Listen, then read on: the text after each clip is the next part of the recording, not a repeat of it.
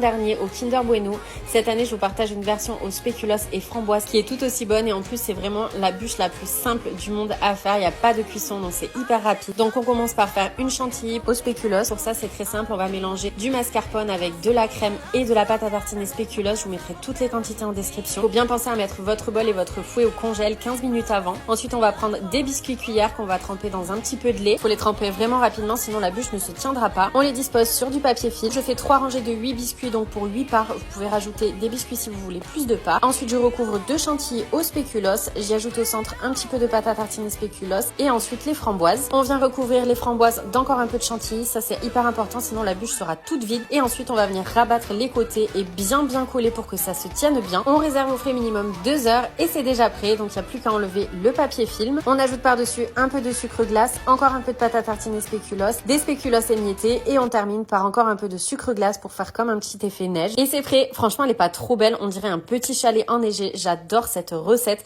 et cette version au spéculoos est vraiment aussi bonne que celle au Kinder Bueno. Je vous conseille vraiment